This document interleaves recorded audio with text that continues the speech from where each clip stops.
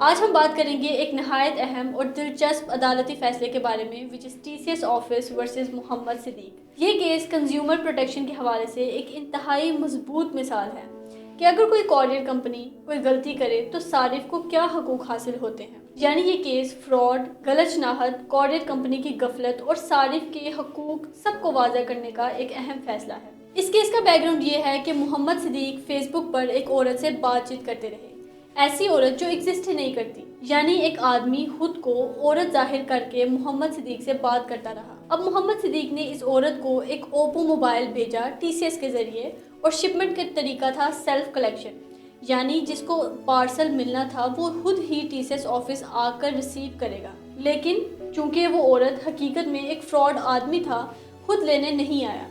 اب جب وہ فون TCS کی طرف سے ڈیلیور ہونے گیا ایک شازیہ نامی عورت کو، تو TCS کے نمائندے نے وہ ہینڈ اوور کر دیا اس عورت کے بھائی کو، یعنی اس فراڈ آدمی نے TCS کے نمائندے کو کہا کہ میں اس عورت کا بھائی ہوں، لہٰذا فون مجھے ہینڈ اوور کر دیں، اور TCS کے نمائندے نے بغیر ID ویریفیکیشن کے وہ موبائل اس شخص کے حوالے کر دیا۔ یہی وہ بنیادی غلطی تھی جس پر پورا کیس کھڑا ہوا۔ بعد میں جب محمد صدیق کو دھوکے کا احساس ہوا کہ فون تو کسی آدمی کے نام پر ڈیلیور ہو گیا ہے، لہٰذا اس نے TCS کو لیگل نوٹس بھجوایا اور پھر کنزیومر کورٹ پہ بھی شکایت دائر کی۔ اب کنزیومر کورٹ نے ان کا موقف درست مان کر 1,24,000 بطور کمپنسیشن ڈکلیئر کر دیا۔ کنزیومر کورٹ نے کہا کہ TCS آفس کی یہ ڈیوٹی تھی کہ وہ انشور کرتے ریسیور کی آئیڈینٹی کو، لہٰذا 24,000 تو ایکچوئل اماؤنٹ ہے فون کی جو آپ نے دینی ہے، اور 1,00,000 روپیہ جرمانہ کر دیا۔ اب TCS آفس نے یہ سٹانس رکھا کہ وہ فراڈ شخص فون واپس دینے کے لیے تیار ہے، لہٰذا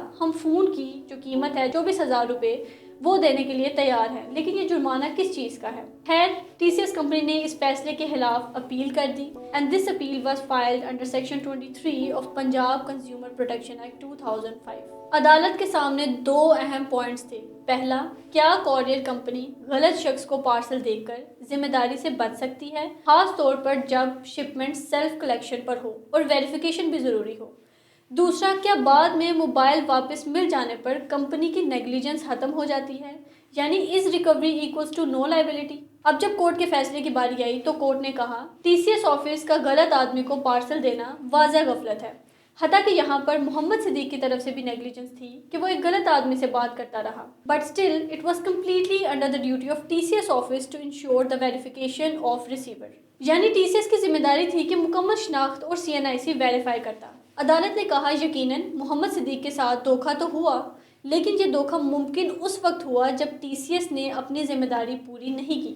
اگر TCS احتیاط کرتا تو فراڈ ممکن ہی نہ ہوتا۔ اسی کے ساتھ ساتھ جرمانے کے حوالے سے کورٹ نے کہا کہ 24,000 کا جرمانہ کر کے کنزیومر کورٹ نے بالکل ٹھیک فیصلہ کیا ہے کہ فون کی قیمت کے ساتھ ساتھ نقصان، ذہنی تکلیف، انتظار، پریشانی، ان سب کو کمپنسیٹ کرنے کے لیے اور TCS کی نیگلیجنس کو ایڈریس کرنے کے لیے یہ جرمانہ عائد کیا گیا ہے، یعنی جو نقصان ہو چکا ہے وہ چیز کی ریکوری سے ختم نہیں ہوتا۔ اسے لاہور ہائی کورٹ نے TCS کی اپیل خارج کر کے ٹرائل کورٹ کا فیصلہ برقرار کر دیا۔ یہ کیس ایک بہترین مثال ہے کہ کورئر کمپنی کو ڈیلیجنس، ویریفیکیشن اور ٹرسٹ پروٹیکشن کا کتنا سخت معیار پورا کرنا پڑتا ہے، اور یہ کہ اگر کسی صارف کو نقصان ہو جائے تو کنزیومر پروٹیکشن ایکٹ اس کو مکمل تحفظ دیتا ہے۔